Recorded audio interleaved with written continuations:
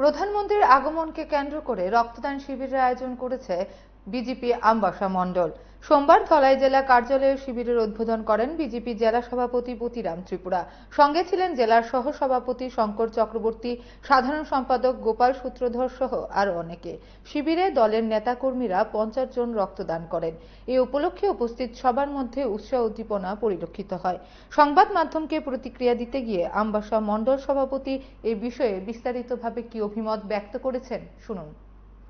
ভারতীয় জনতা পার্টির সারা দেশব্যাপী আমাদের দেশের প্রধানমন্ত্রী মোদীজির জন্মদিনকে কেন্দ্র করে 17 তারিখ থেকে আগামী 2রা অক্টোবর পর্যন্ত যে সেবা কার্যক্রম চলছে, এই কার্যক্রমের অঙ্গ হিসেবে আমরা ভারতীয় জনতা পার্টির আমবাসা মণ্ডলের উদ্যোগে এবং আজকে একটা ভালো দিন, আমাদের প্রধানমন্ত্রী আমাদের রাজ্যের মাতৃপুরেশ্বরী মন্দিরের নতুন ভবনের যে উদ্বোধনের উনি আসছেন, এই সামগ্রিক বিষয়কে কেন্দ্র করে আমরা আজকে আমাদের মণ্ডল কমিটির পক্ষ থেকে এখানে রক্তদান শিবিরের আয়োজন করেছি।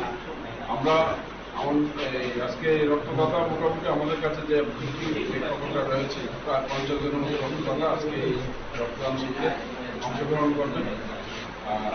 অংশগ্রহণ করবেন এবং রক্তদান করছেন এই প্রত্যেককে ভারতীয় জনতা পার্টির পক্ষ থেকে তাদের সবাইকে ধন্যবাদ জানাচ্ছি, নমস্কার জানাচ্ছি।